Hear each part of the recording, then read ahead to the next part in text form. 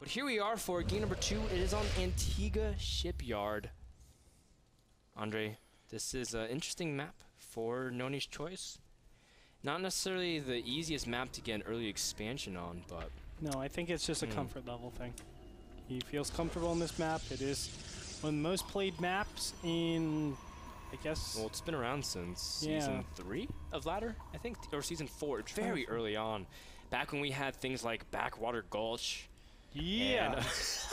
And like Slag Pits, oh my Typhon god. Peaks, bro. Typhon Oh my Peaks. god, Slag Pits was by far the worst map in the world. So, especially close like, spawn position. Oh my god, I just two-gated and exactly. It was either Steps of War or like yeah, or and they're like Steps of War finally leaves the map pool and they introduce Slag Pits, close spawns. It's like what? Oh my it was so ridiculous. I think 3 pylons able to really push all the way across. You could cannon push your way to your opponent's that base. was insane. But anyway, Antigua Shipyard's obviously one of the longest used maps in the current map pool. And I think that's why NonY just feels comfortable with it, and he's going to go with what he's comfortable with. Yeah. And comfort's actually a really big thing for high-pressure games. And NonY's been on record to say, you know, he always feels like he has a lot of pressure to win just because of, you know, his reputation in Brood War. And that's why, you know, sometimes when he does... Pro gamers are pretty hard on themselves, not just NonY, but a lot of players when they deal with these losses. So the comfort comes to a huge thing for pro gamers, and maps have a lot to do with it. That said, Antigua Shipyard is an interesting map because we've been seeing all different kinds of styles on this map. It first started with a lot of 2-gate all-ins where it could walk up along the side because it's really hard to cover your natural with spine crawler. So we saw a lot of warp gate rushes, +1 7 gates, 5-gate zealot sentry like Hug used to do. But now we're starting to see sentry immortal, fast thirds, macro tosses, and Zerg really can't break it. And as a result, Zergs are trying to take over that map really quick. Stefano, of course, trying to still push with roaches. What are your thoughts on this map, Andre, especially that we've been seeing in the current metagame of Evolution? And especially now that NonY is still going for Gateway Expand. See, that's the thing that throws everything off a little bit. Gateway Expand plays out very differently than something like Forge Fast Expansion. I think Forge Fast Expansion actually plays out the absolute best on this map. And it's because of the destructible debris over here and also the accessibility to the main. Now, the big problem with Gateway Expands is because you delay your attack, you don't have those capabilities. So all the timings that involves those two big advantages. By the way, the destructible debris, it's because you can charge a Void Ray up on that. That's why it's powerful. So those two advantages, I feel like, are gone. They're null. So what do you really have to work with? Well, after that, a Gateway Expand is just a normal build. It doesn't really... It's basically Jack of all trades, master of none. And I think DIMAGA can really snipe this build pretty easily if he just prepares for a Gateway pressure. And how you do that is forcing counterattacks, or at least threatening counterattacks, and then off of that you can just macro and take really good creep spread, because remember, your creep is going to be a lot more relevant in this game just because the robotics bay is delayed. And delayed is what this Nexus is as well, but of course NonY doing this a lot more aggressively, economically, and aggressive economically, if that's the phrase I can really try to express. Yeah, you know what I'm saying. Thank you, Andre. And that's all that matters. Exactly. And NonY does have his sentry count pretty decent at this point. He doesn't have any aggression options, though. It's because of how far he spawned away from his opponent. Correct. Of course, Antigua Shipyard is forced cross-spawn, at least at NASL, and you can see that DIMAGA is starting an early evolution chamber as well, which is a really good mark in ZVP. A lot of players just kind of incorporate it in case there's any kind of shenanigans. You can also get a really fast upgrade, which is vital to holding off anything. But what's interesting is that NonY has been a very big proponent of PvZ Gateway Expand, so we can put pressure on. But if you're just going to play, you know, from behind at this point, you're not really going to be able to put any pressure, especially with sentries and zealots. I'm just curious to see what he goes from this point on. Yeah, I think NonY should push out from here, though. Part of Gateway Expansions is to actually push out no matter what, because it could be Gateway pressure behind this.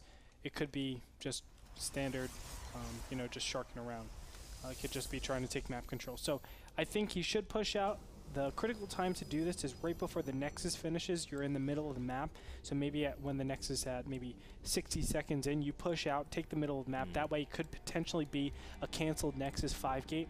That's really important to actually incorporate, but now that the Nexus is canceled, DIMAGA knows exactly what this is. It's either very, very weak gateway pressure since it's right after the Nexus finished, and it really doesn't have the chances of making anything from here, or it's going to be some sort of, you know, just faint aggression.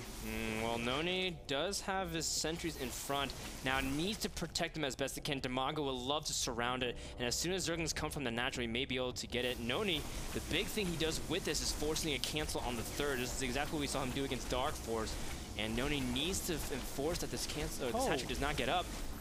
And DIMAGA lets it up while NonY is able to put up some force fields. Now what NonY can do really cleverly is keep forcing the ramp while letting his sentries escape from the back. And because if NonY keeps these sentries alive, then this trade is phenomenal for NonY. Yeah, the chance of that is very low though. DIMAGA should always be able to take out this force. Is gonna be able to get it? No, not in time. As you can see, NonY not able to keep his units alive, but he did pick off the third. Now, was it worth it, Andre? Nope. He invested a lot of gas, 600 gas at least, into that army. Yeah, absolutely not. That was or 500 gas. I mean, yeah, 500 gas, a ton of minerals for a 350 mineral Nexus. 350 mineral hatchery. Not worth it at all. You're counting the drone. I'm counting the drone, correct. Good. Just making sure. I'm like, yeah. 350. Now, DIMAGA scouting the front, see if he can go for a potential Baneling bust. You can see immediate force fields. That's what NonY needs, but he needs a little bit more juice as well. He can't keep up 4 force fields at a time. Needs to just spend 2 or 3 at most. NonY's starting to make more cannons, sensing that DIMAGA's going for a counterattack, but DIMAGA back at home droning while getting 2 hatcheries at the same time.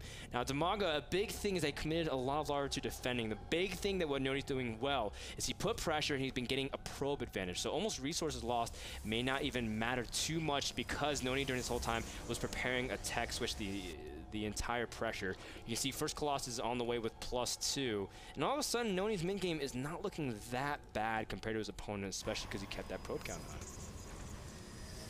Yes and no. I mean, the fact of the matter is NonY has very little options about going forward into this game. He's going for Colossus, but this is very delayed Colossus. Now, it might hit at a really nice time. As you can see, Ventral Sax is being upgraded, not Pneumatized Carapace, but I still feel like this is kind of off time, especially with, you know, those 5 sentries dying. Now think, if he had those 5 sentries alive, he would have been in a great position because now his Colossus would have been at, you know, 500 gas shorter, which is a full minute. He could have had this Colossus out a full minute before, but, you know, inevitably he had to lose them just to take out this hatchery. I really feel like a better transition would have been just to pull back and then go forward as soon as the Colossus pops, if he wants to do a Colossus push like this. If he does, he's going to have to go with the second Colossus because he doesn't really have that strong of a timing, especially because Thermal Lance isn't started. Now, if NonY wants to move out to take a third base, he can, but that also subjects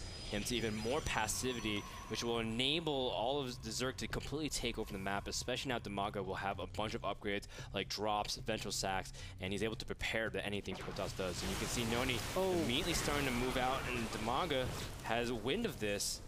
Ventral Sacs and Pneumatized Carapace will finish soon, so DIMAGA will be able to go for that huge Zergling Baneling drop style that we love seeing.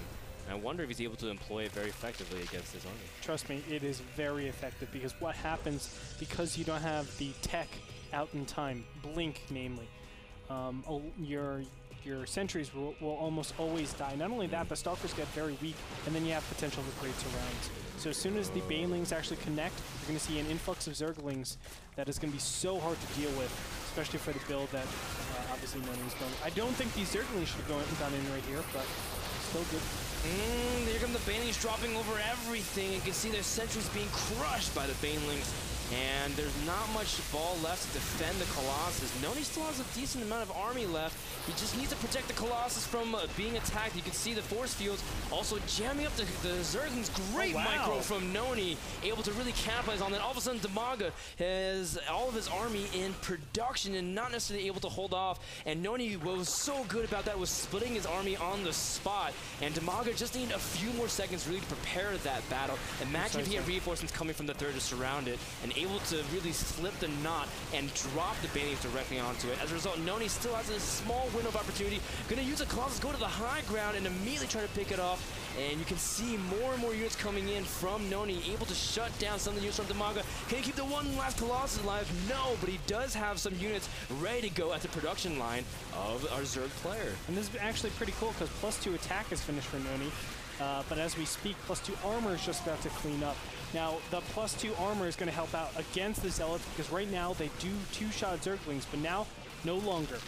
You can see Zerglings are out and about. I just don't know where. They need to congregate up in this natural area. They're in the main, trying to make some Banelings. Now the big thing is this War Prism NonY has been queued up since his second Colossus. Gonna warp themselves directly, try to see if he can absorb the blows. And the Banelings all detonate immediately. A fantastic sponge. So now Stalkers can really work from afar.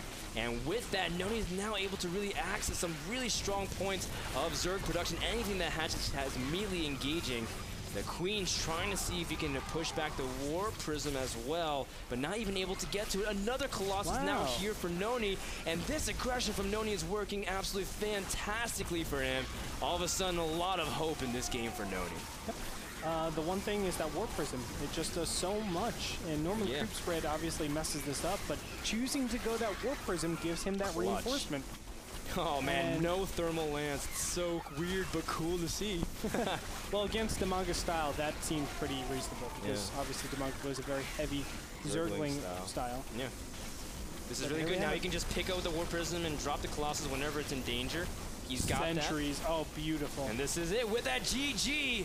DIMAGA taps out of game number 2, and Liquid NonY ties it up. Very well done in his attack. And we were talking, I know, and that was the question I was asking, like, is DIMAGA able to have enough time to prepare the attack? And NonY picked like the split second. Like if he attacked 5 seconds later, I guarantee you DIMAGA would have had a huge, like a much easier time holding on. I think the execution on that though was really poor. With going in with the Zerglings and the Baneling drop, it basically says, here, take all my Zerglings and then I have nothing else.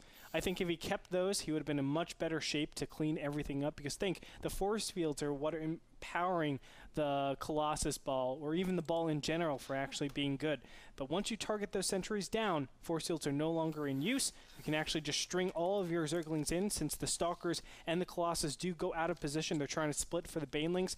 And then all of a sudden, Zerglings are really good against that used to be ball, now is a big army. But I think scattered army. What made that battle so great for NonY though is that he kept the Colossus alive and he microed a coin to keep it alive with the Zerglings running around. And I mean, DIMAGA tried too hard to focus it, lost too much of it, and was never able really to get a good surround. And when Zerglings just come in patches, there's nothing really they can do against a Protoss army with +2. So with that, we'll move on to the next game. After this commercial, we want to thank Epson, the people that provide projectors for NASL Season 3. Don't hang anywhere, don't go anywhere. Hang tight. We're getting ready to go in game number 3 between NonY and DIMAGA. I'm so excited. Hopefully we can see a strong NonY win. Maybe DIMAGA pulls it out. Either way, this series has been fantastic. Hang on to your seats. This is Division 2 and week number 8 at NASL.